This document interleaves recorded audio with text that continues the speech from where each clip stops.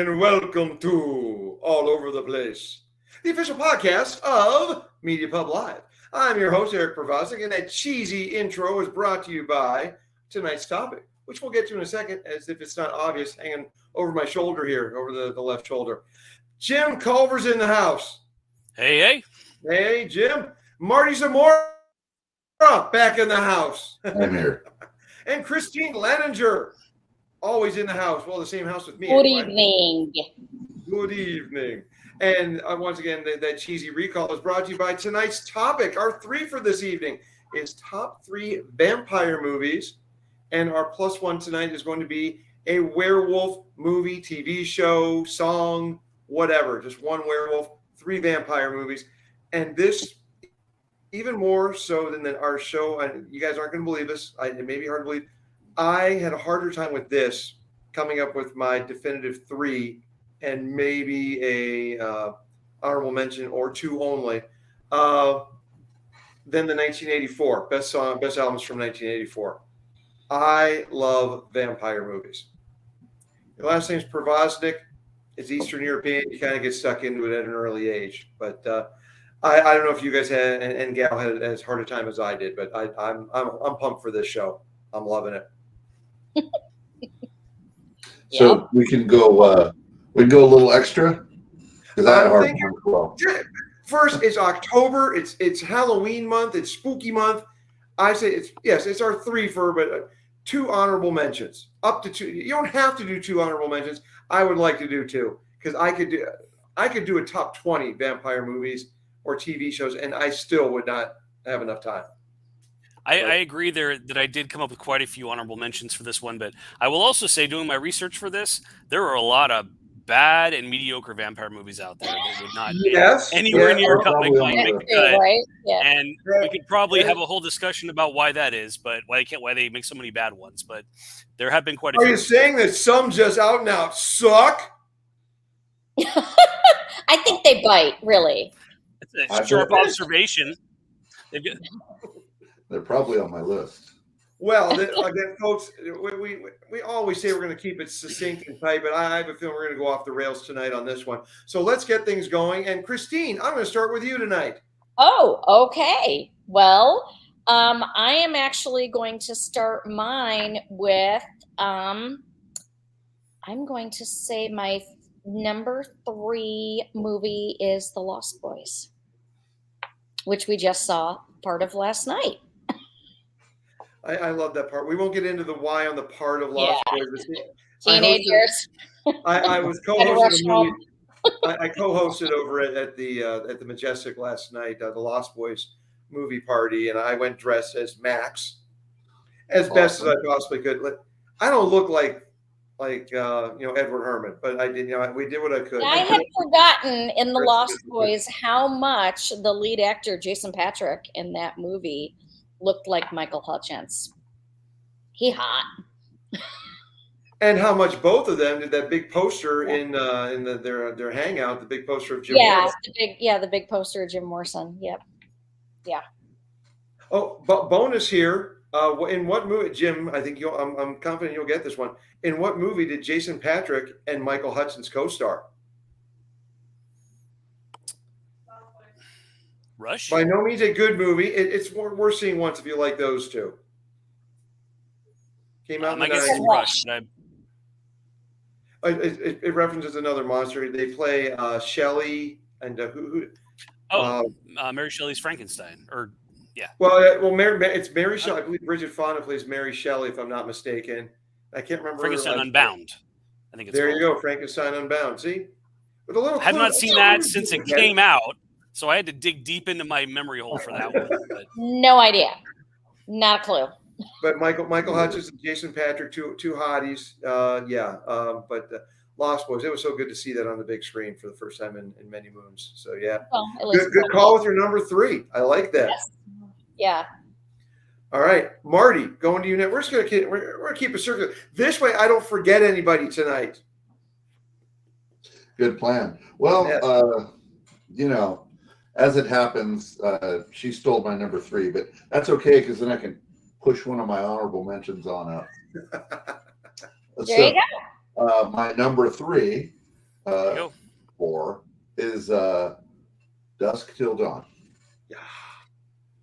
It may be on Jim's list of dumb ones, but it is campy and funny and even a little scary and just awesome. It's just fun. It's a fun movie, and Clooney was really good in it. I like the character he played, and the cast was really good for me. It all really worked. It was pretty awesome. I love it. Even a little Danny Trejo, Tito and the Tarantulas on stage. I mean, I think it's Tito and Tarantulas, but anyway, I loved it. It's Robert Rodriguez, so you got the good use of Los Lobos and other soundtrack songs. Yeah, and I know it's a big dumb movie, but I liked it anyway. Just loved it. All right, Jim, over to you. Well, that was going to be my number 3, but Marty not only stole it, but he assumed that I wouldn't like it, which hurt even more. So, thanks, Marty. Moving on, though, I'm going to move another one in. Was that like a stake in the heart, Jim? I'm going to move another one into that Whoa! a little bit. Keep flying. It was a sharp pain. No, it wasn't a stake in the heart. The stakes weren't that high. I'm going to say for my number 3, I'm going to say Near Dark. That was an honorable mention, but it's up to number 3. That is a very underrated vampire flick from the 80s, made by Catherine Bigelow, who went on to make a number of other good movies like The Hurt Locker and Strange Days and quite a few other good flicks. I think it was her only horror movie. But really interesting, kind of a vampire Western hybrid. Had a lot of really good actors from the 80s.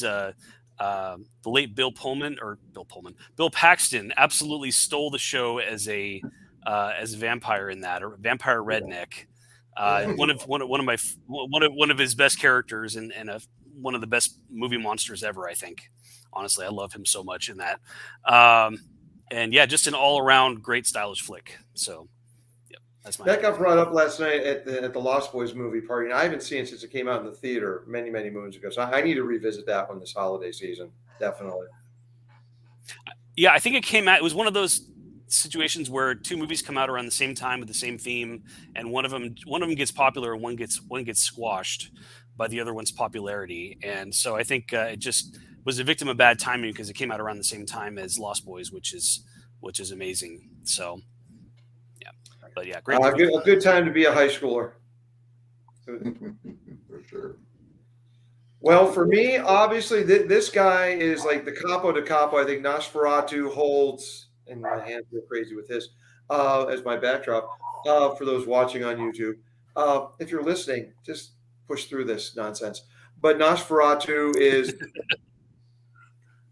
It's the ultimate vampire movie, and as far as I'm concerned. It's the Mac Daddy of them all. Set everything off. Max Schreck, Myrna, and just a quick nod. It's not one of my honorable mentions, but Shadow of the Vampire with John Malkovich and Willem Dafoe about the making, or the fake making of just a great story that went behind Nosferatu. But I had to have Max Schreck hanging out with me here throughout the show.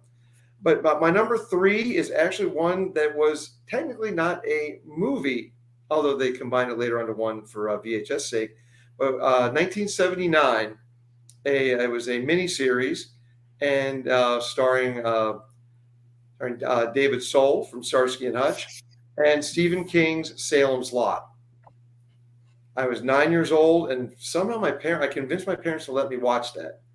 More fool I. That movie gave me nightmares for a long, long time, but turned into one of my favorite. Obviously, it's my number 3 vampire movie of all time. Just a really good, creepy sense, and the vampire really resembles Nosferatu to a very large degree, and like the vampire, just the imagery of the vampire.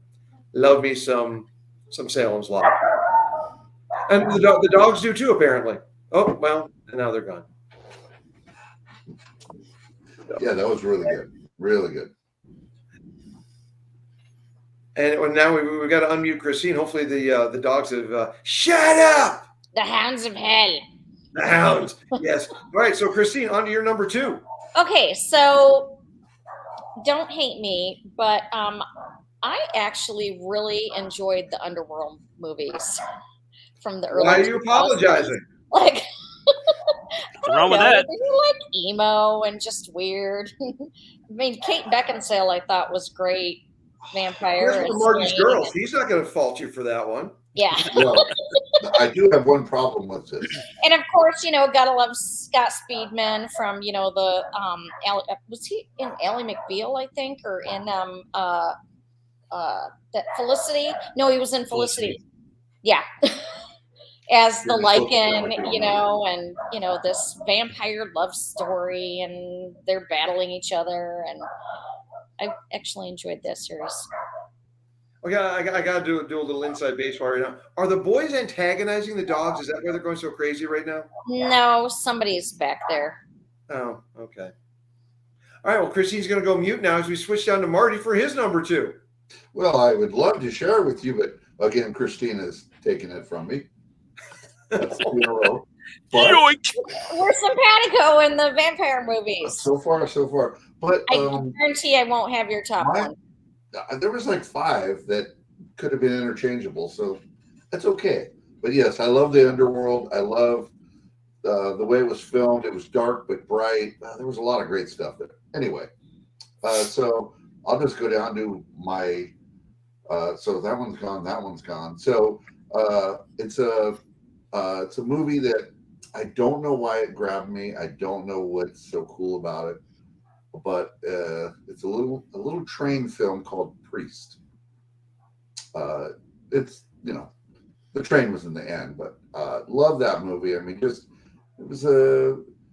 I'm a very post-apocalyptic type guy, and that had that big feel to it because they had the big city, and outside of it were the towns that were hiding from the vampires, or so they were supposed to be gone. But just love that movie. Loved it. What a perfect lead. He was awesome. And I'm blanking on the lady that was there with him at the end. Jim, we're going to go to you for movie trivia. Yeah, Jim. I think it was Maggie Q, wasn't it? There you go. Yeah, the girl in that. She's Yeah. awesome. I like her. Anyway, love that movie. For many other reasons, folks, we love having Jim on the show, but this is a big reason why. He just whips his stuff out quickly. Yeah, Priest didn't make my list, but it's a fun little B movie. I enjoyed it. And it wasn't real deep. There wasn't a lot of character development. But it was kind of quick and fun. And I don't know. I just love it. Maybe it was just the lead actor. I really like him. That might have been part of it. Yeah, I'll watch Paul Bettany just about anything, but I think I like him when he's playing more of a I don't know, vocal type than the strong silent type. I think he plays the kind of brainy lead better, but I do enjoy watching him and stuff like that. He elevates it for sure. And Marty, I know you're just kicking a new one back. Is that blood you're drinking now, or is that wine, or is it maggots? Yes, it's blood amber. Mm. All right. Well, Marty takes this, throws a couple swig or two back. We're going to go now to Jim for his number 2. Okay, my number 2 is the only comedy on my list, but it's a horror comedy that I've really kind of fallen in love with since it came out, and it's become one of my go-to Halloween movies. It's called What We Do in the Shadows. It's by Taika Waititi, who went on to do Thor Ragnarok and some other movies. It's really, really funny, really entertaining. Just this weird, quirky movie about these 3 vampires that are roommates in New Zealand and having to live together with each other, and just kind of the shenanigans they get into. It went on to spawn a TV show that's still going on right now. But it's just a really, really entertaining and imaginative movie. I can definitely see why he was tapped to kind of go Hollywood after that, because he had a very small budget on that. And it's the way he uses special effects in that, practical special effects. It's so funny and so imaginative, and it's just an entertaining as hell movie. And it came out, I think, in 2015. and was one of the last comedies to get out right before Hollywood got into this mode of, wag your finger. You can't make a joke about this. You can't make a joke about that. And so it really has some great politically incorrect humor where it really feels like it's from a different era at this point, even though it was less than 10 years ago. But yeah, just a really fun, entertaining movie. What do you think of the TV show? Not as good as the movie.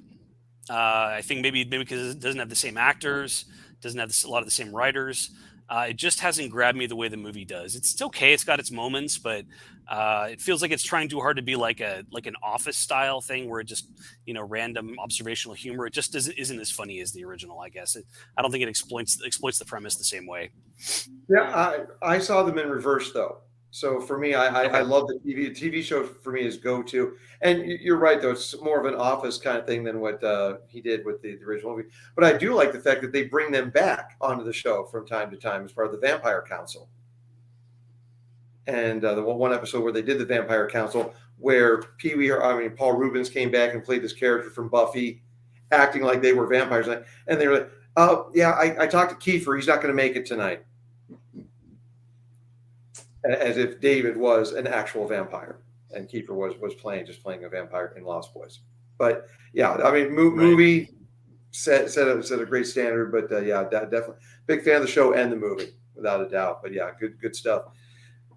All right, moving on to my number 2. It's been stolen twice tonight, so I'm going to move on to one of my many potential honorable mentions. Dark Shadows. With Johnny Depp and Tim Burton. Those two. I mean, I slag on those two a lot for it's them again doing another remake of or a reboot of a previous show or a movie or whatever. But Dark Shadows, I mean, it didn't do well box office wise. It got slagged a lot by critics, but I think it's funnier than hell. And I think Depp just sinks his teeth quite perfectly into the role. And yeah, I can't get enough of that one. Just the supporting cast, great. Michelle Pfeiffer, it's good stuff. Yeah, I did enjoy it. I would not watched it if not for my lovely wife. She was the one that was, oh, you got to watch this. It's great. It's really funny. And all right, everybody. Dog's coughing.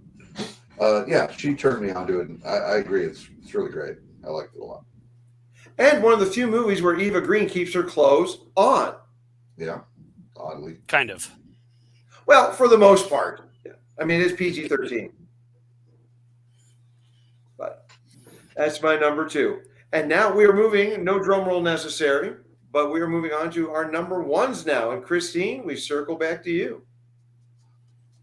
Are we going to do honorable mentions or after? I'm not sure if the dogs are still going crazy, but Christine's back with us now with her number 1.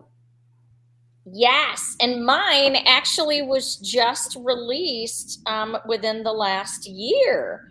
So I'm really excited about it. And I got to say, like, I am like a renewed Nick Cage fan. The quirky movies that he's been putting out lately, I just love. I absolutely love watching quirky Nick Cage on screen. And he did a vampire movie called Renfield that is hilarious. It is absolutely hilarious. Love that movie. It's really good. And that's my top vampire movie. Been wanting to check that out. Yeah, you need to. It's good. You would dig it, Marty. You and Nick would dig that one. All right, we're gonna have to do that. Speaking of Nick Cage, real quick, you mentioned Shadow of the Vampire, Eric. Nick Cage actually produced that. Believe it or not. Really? I forgot about that. He's wow. The movie or the show? The movie. Wow. Yep. Good. All right, I learned something new today, or was reminded of something old. All right, very good. I learned something new every time Jim talks. It's my goal in life. Educate people about things that nobody cares about. The best thing. All of our useless knowledge becomes much more strong on this show, thanks to everybody. All right, Marty, down to you for your number 1. As I go through a little bit of puberty. Mm-hmm. Little Peter Brady there. Yes, change. So I don't know if you guys are going to pile on, or if I can't remember if you guys like this or not. But in my normal style, I don't care. To the surprise of exactly no one, Interview with a Vampire. I loved every second of that slow moving movie, and I'm not a fan of slow moving movies. And I just, the whole stat roll, everybody tried to shit on it. And Tom Cruise, I thought he was fantastic. Absolutely. I think, the three main characters all did their roles really well. Some people had a problem with Brad Pitt. I did not at all. I thought they all worked well together. I thought it was great. And I did like the going through the years type thing and all that. And just slow moving is usually not my thing, but man, that one really grabbed me. I liked it. I mean, I think there's. Oh, go ahead, Jim. I was going to say, I think there's so much going on in that movie in terms of atmosphere and and just it's like every it's a roller coaster. Every minute there's something else. There's blood and guts. There's comedy. There's atmosphere. There's this creepy family dynamic. I mean, it's one thing after another. So it really doesn't feel slow paced. I think that's that's one of those things. A movie can have not a great deal of plot, but I think if it's well made, it doesn't feel like there's any space between what's happening because we're being carried along by the story. Yeah. So to me, that movie has never felt slow paced to me at all. Well said. That is exactly it. And I guess by slow paced, there was no explosions, no, not really fight scenes. There wasn't any of the typical things that seem to have to drive movies forward. It was just all the things you mentioned just kept you wondering what was next and interested to know what was going to happen to whom, and the quirky family, maybe even a little bit of Lolita thing in there. There was just a lot of cool stuff to wonder about, and yeah, fantastic. Love it. That was a Neil Jordan movie. You can't go right. Neil Jordan was cooking at that time as a director. Yeah, for sure. All right, Jim. What are you now for your number one?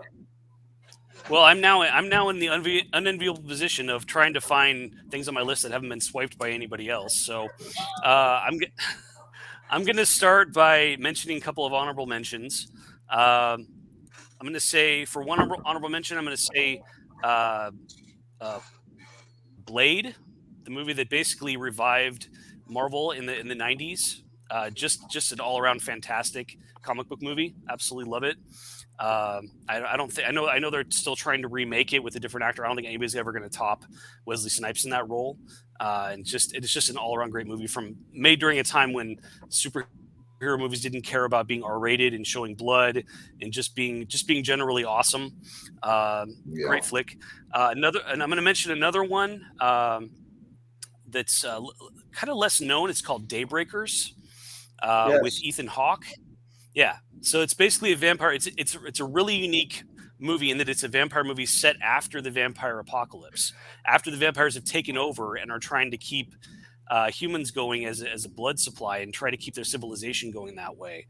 And it's really interesting to see a movie that takes that point and tries to deal with vampirism that way. So yeah, really interesting movie, really cool movie. So for my number one, it's already been mentioned, but it has to be my number one. I have no choice. It's Lost Boys. Absolutely love that movie. Grew up watching it. It's so just oozing with 80s style and coolness. And Joel Schumacher absolutely knocked it out of the park. As far as setting the atmosphere for that one. The actors are all fantastic, especially Kiefer Sutherland, maybe my favorite movie vampire ever, David. He's just got this amazing mix of kind of punk rebellion and undead creepiness. He's absolutely perfect in that.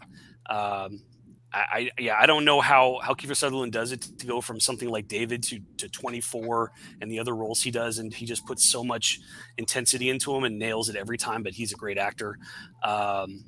and of course it was filmed at the Santa Cruz Boardwalk, which was at the time where me and my sister used to go almost regularly on weekends. So growing up with a movie where they showed that as infested by vampires was a unique experience. So yeah, great movie. Probably my all-time favorite vampire movie.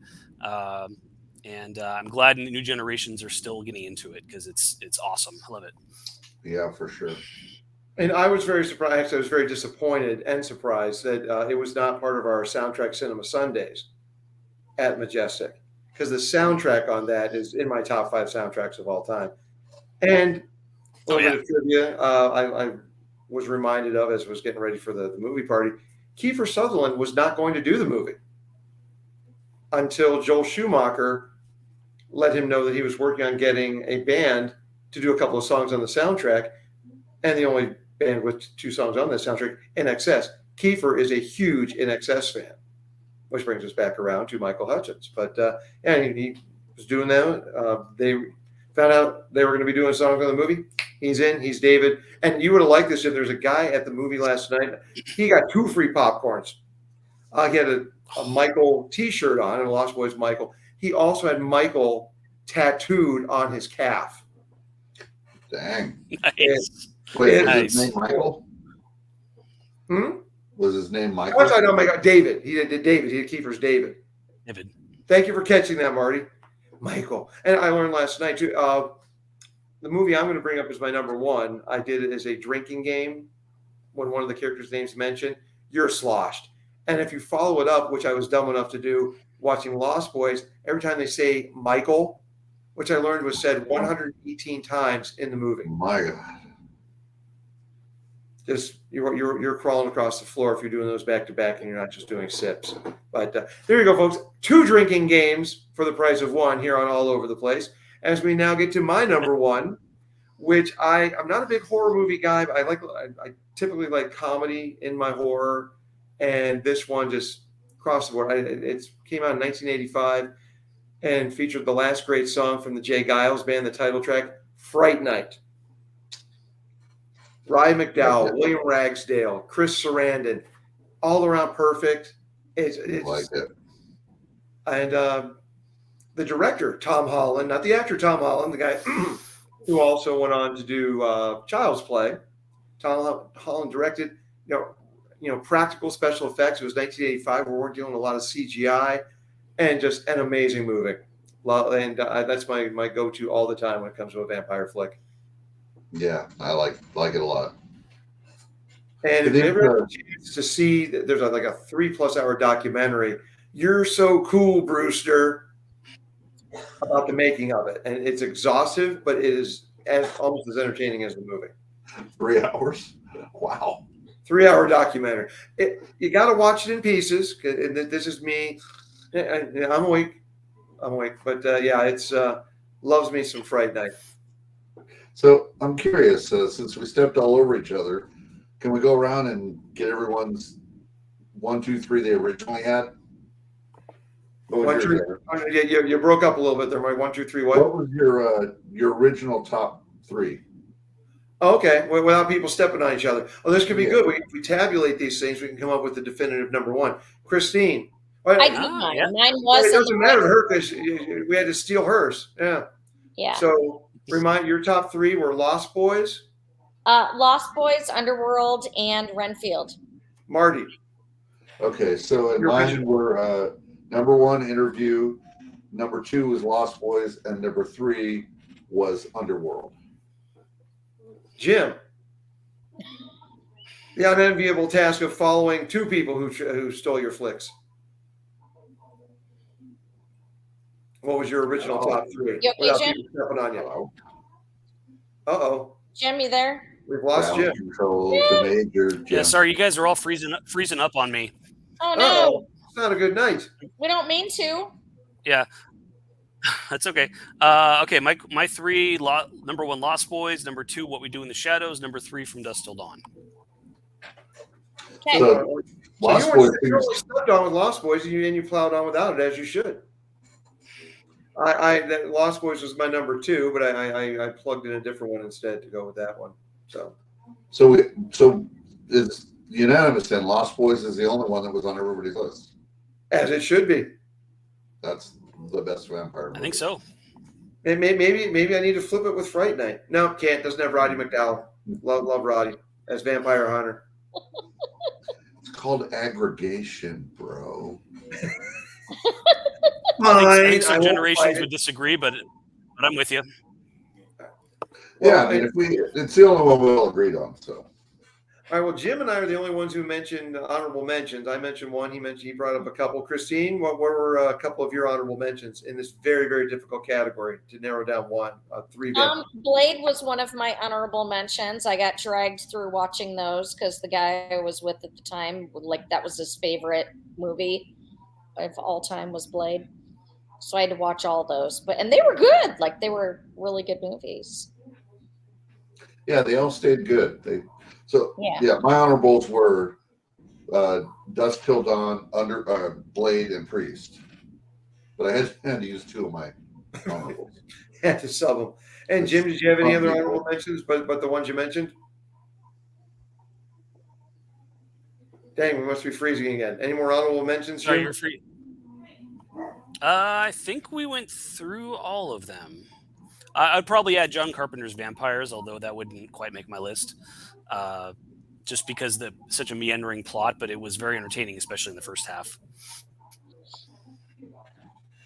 Well, see, I brought up Dark Shadows. That I had to put that as my number 3 in lieu of Lost Boys being mentioned. Stealing my number 2, or my number 2.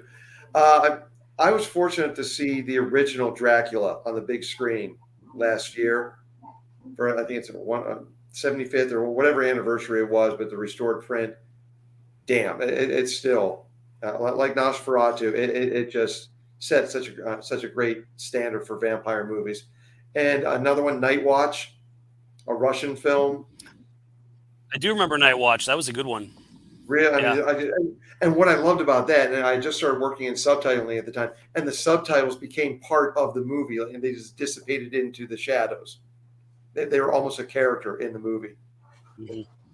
And also one that I brought up a couple of shows ago with our summer recap, but Last Voyage of the Demeter is a really good vampire movie, and just took you know what, pages in the Bram Stoker's Dracula, a few pages in Bram Stoker's Dracula, and just made a whole movie out of it, and amazing, loved it.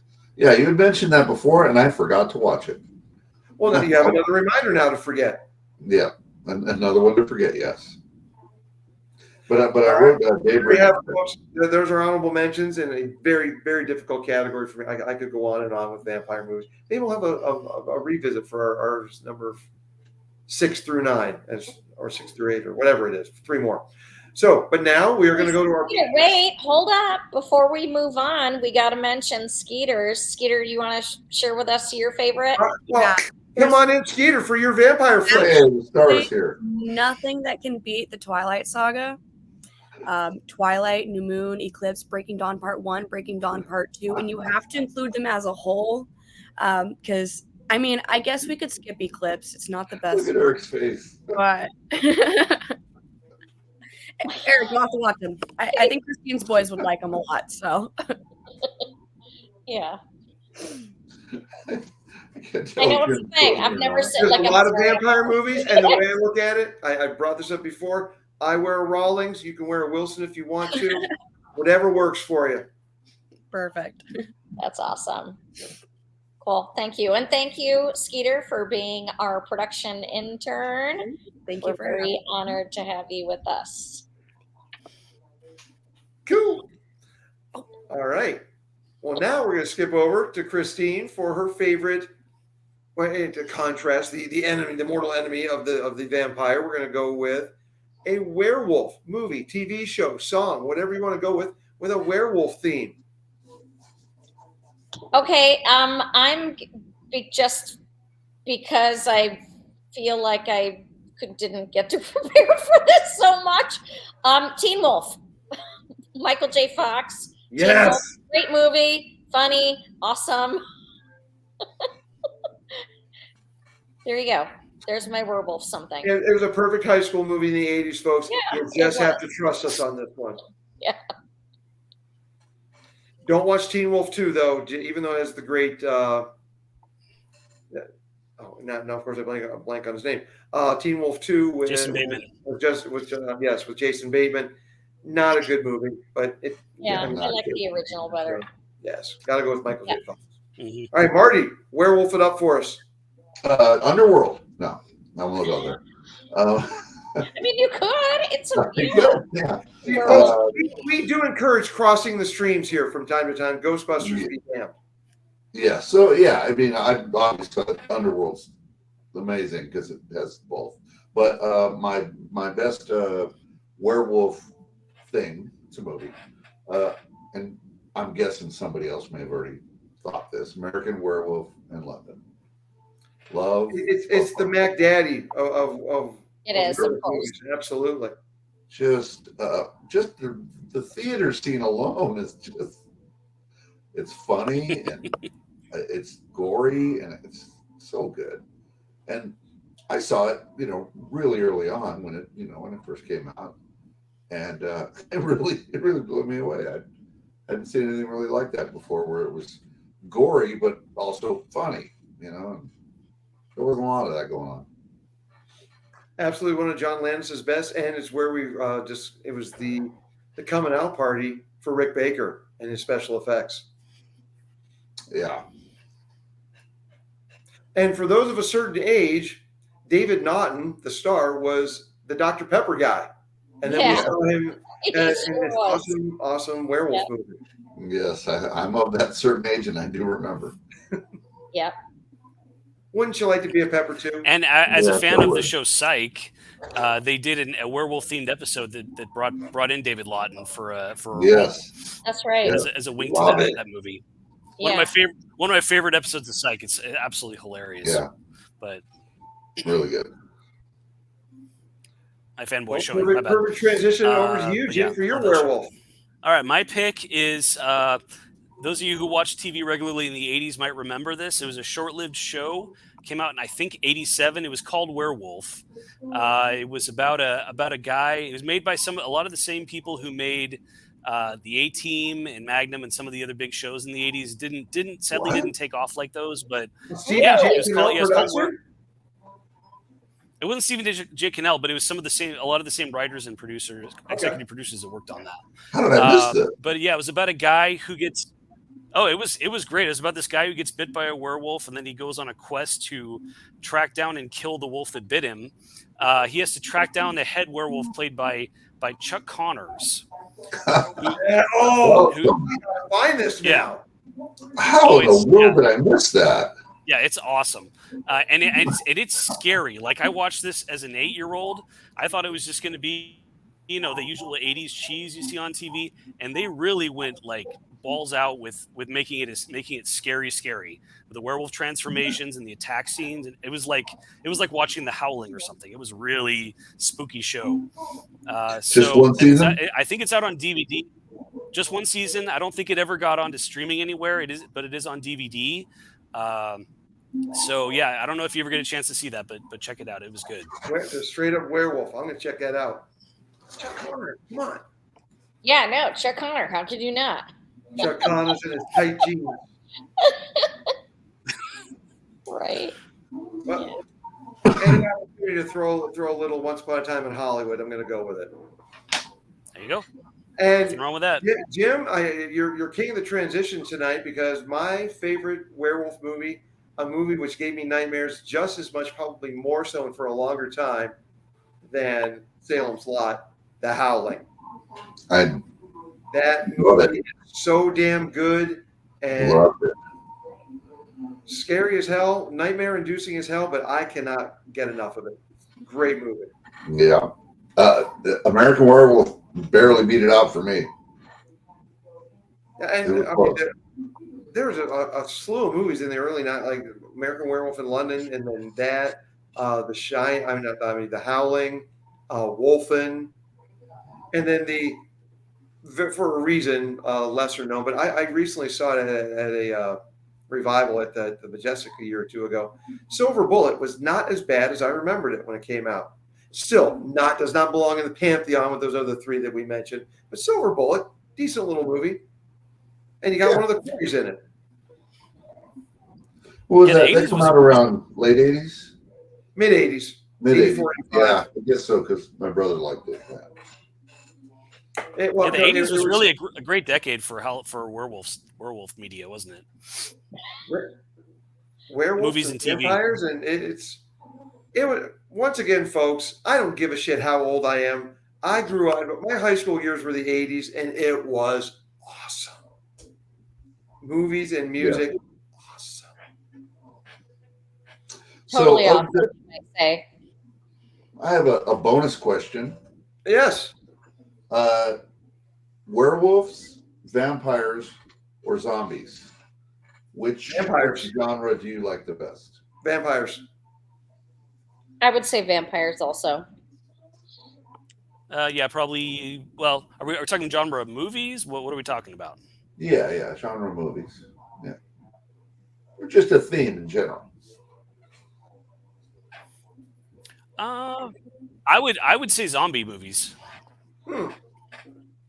Yeah, I think I might too. I love vampire movies, but something about that apocalyptic sort of vibe that you have with every zombie movie.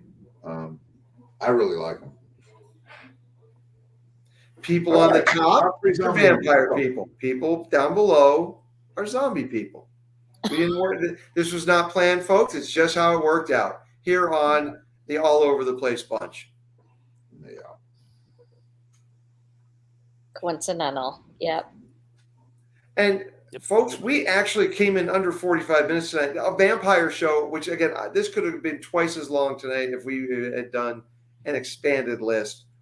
I wouldn't mind revisiting it. Hey, next year we can revisit it with some other honorable mentions. In the next year, another vampire movie might come out that would leak, just like with Christine with Renfield. There might be another one in the next year. We don't know at this stage. Jim, you're the movie guy. Any vampire movies coming out on the horizon? Any vampire movies that's what? Any vampire movies on the horizon that are going to be that you can think of? Can't think of any off the top of my head. I mean, it seems like they come out with about one every year, but I can't think of any right now that are other than the new Blade version. They've been trying to make If it for ever years. comes around, yeah. Well, there will be another that's the season only of one I what we know do of. in the shadows. And before I forget, Marty, what do you think, or have you had a chance to watch the Interview with the Vampire series? I have not, but I wanted to. I have not been able to see it yet. I haven't squeezed it into my busy schedule of many things. Life gets in the way around here, folks. We can't always watch all the shows we want to watch or all the movies we want to watch. But Marty, what is the movie that you're going to ignore? My fine recommendation again. Oh Last no, Voyage? I've already forgotten about it again. Last Flight of the Demeter. Voyage. Or Voyage, sorry, Vest. Dracula on I wrote it down, so I'm not going to forget. Dracula on a boat. That's what it's called. That's right. Alien on a late alien on a tall ship in the 1800s. Yes. Yeah, I may do that tonight. All right. Well, folks, we are under 45 minutes. Jim, Marty, Christine, as always, awesome show. Nosferatu, thanks for hanging out with us tonight for our vampire and one vampire threefer and the one werewolf movie or media or show. Whee! And that's how we go out. Give us a howl, Marty. Oh! All right. Take care, folks. We'll see you and listen to you on the next All Over the Place.